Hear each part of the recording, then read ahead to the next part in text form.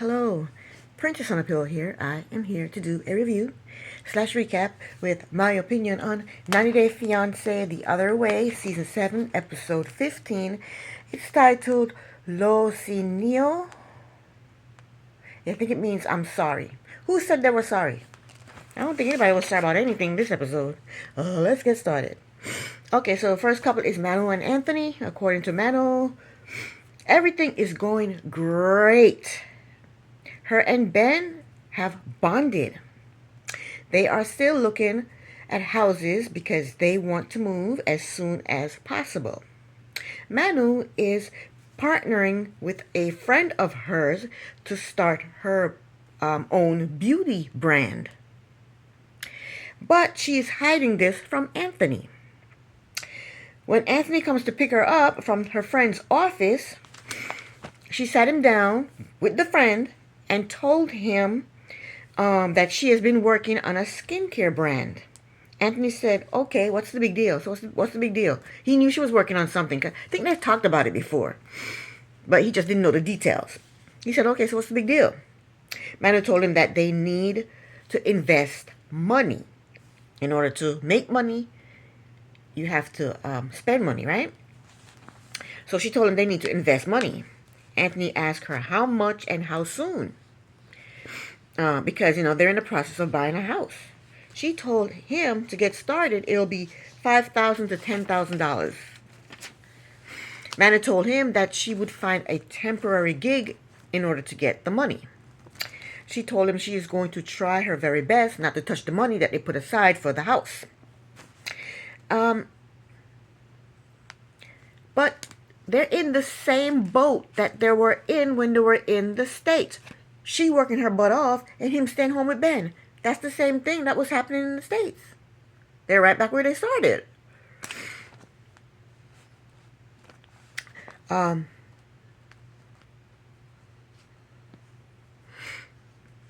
his confessional, Anthony said he is upset that she told him about the business in front of her friend. The reason he's upset about that is because he really can't vent and tell her exactly how he's feeling in front of the friend.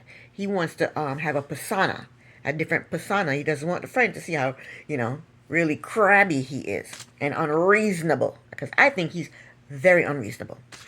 So he's upset that she told him in front of a friend so that he can't, really tell her how he feels.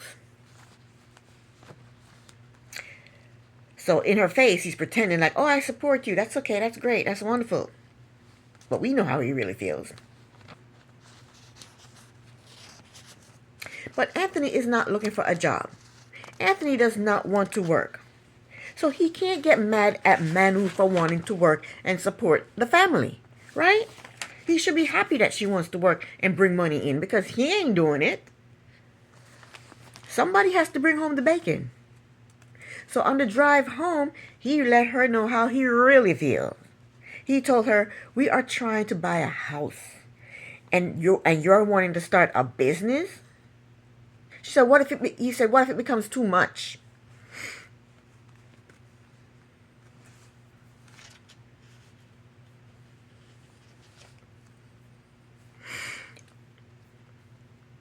I don't understand Anthony. What does he want her to do?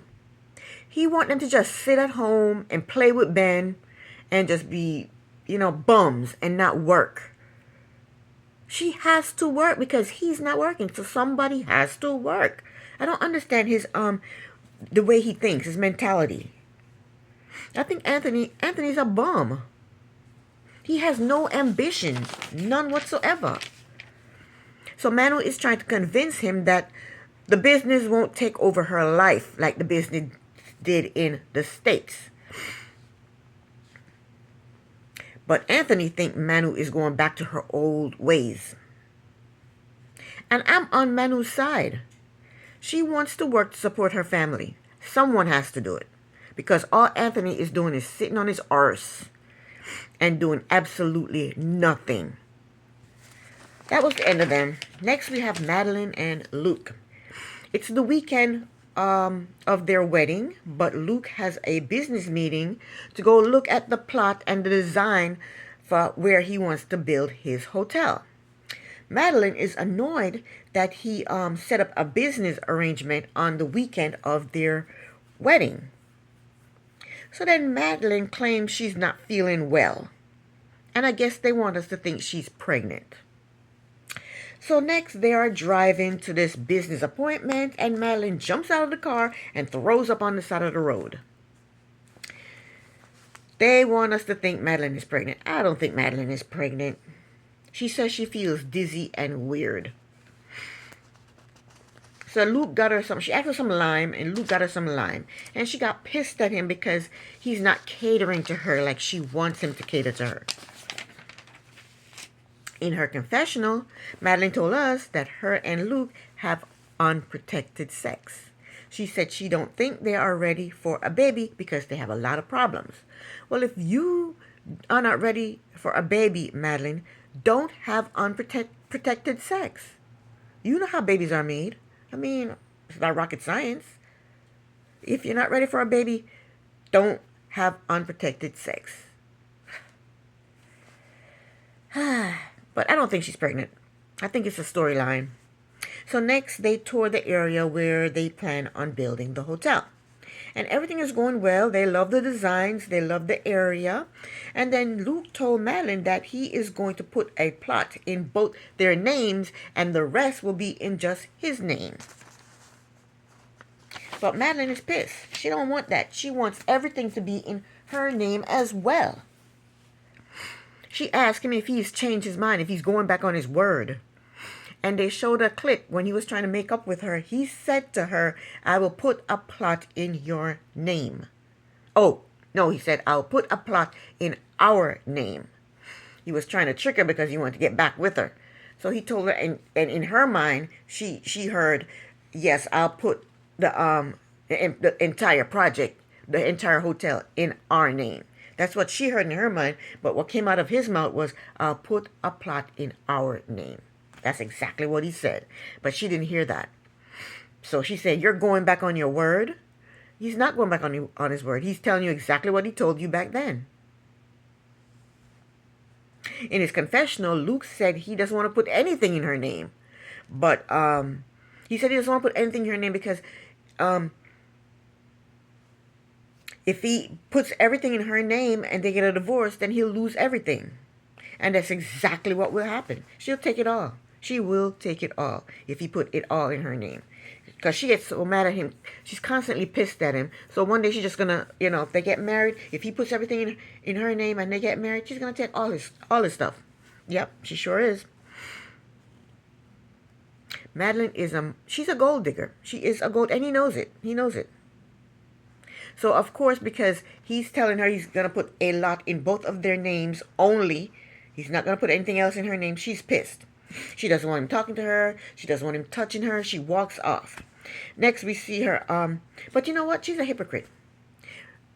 In one of the earlier episodes, we saw her looking at an apartment with her friend, and she was saying, this is going to be my apartment.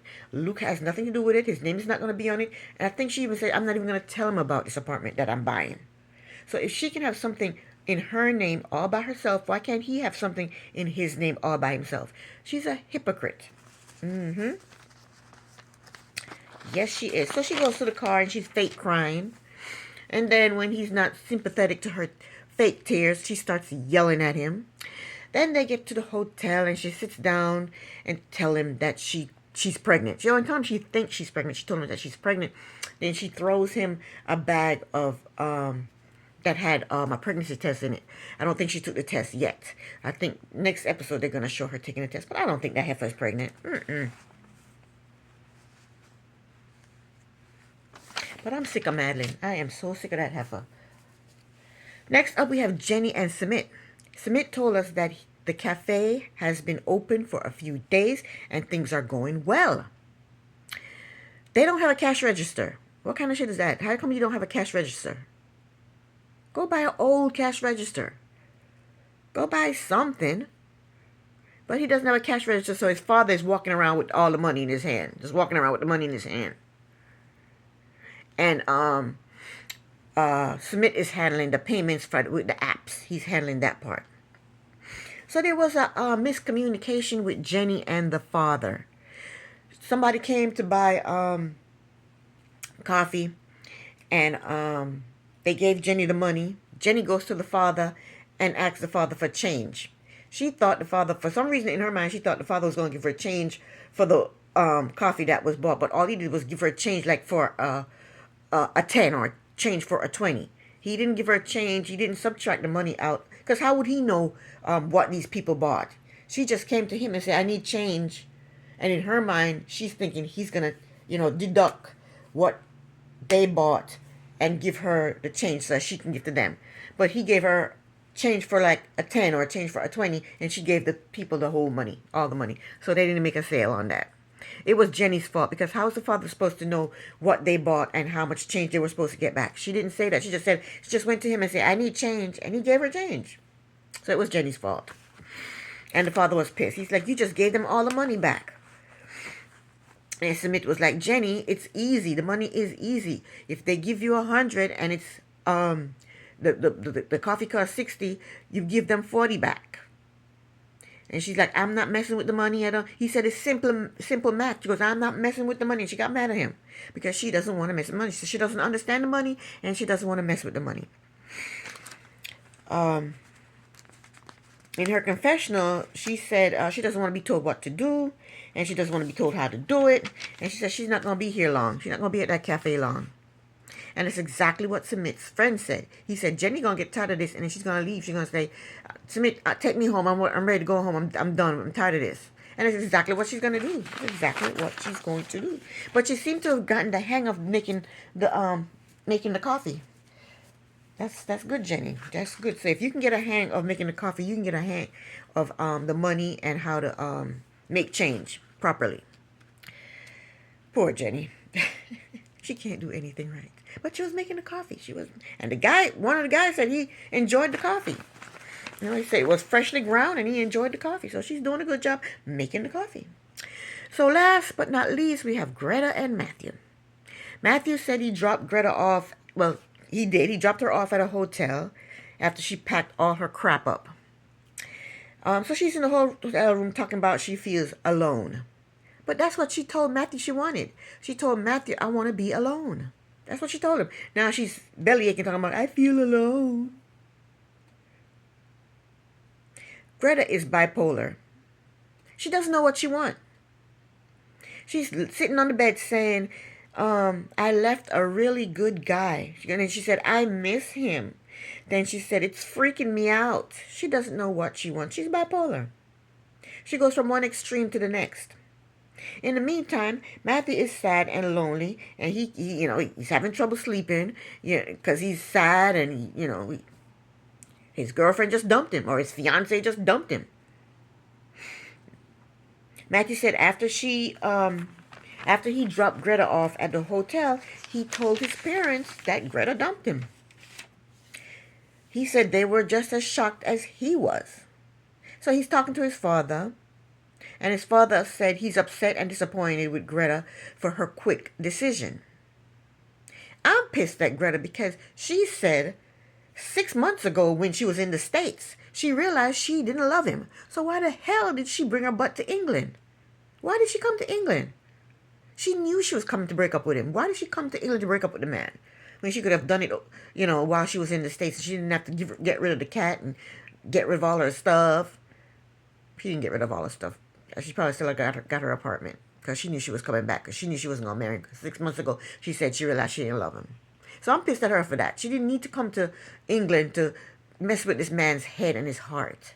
That's what I'm pissed at. She should just stayed her ass in the States, because she already made a decision that she wasn't going to marry him and she doesn't love him anymore. So Matthew asked his father to talk to Greta on his behalf. Talk to Greta about what? She gave you the ring back and said she doesn't love you and she doesn't want to marry you. What is there to talk about? If someone told me they didn't love me anymore and they left me, that's it. Sayonara, goodbye. That is it. I'm not going to beg somebody to be with me.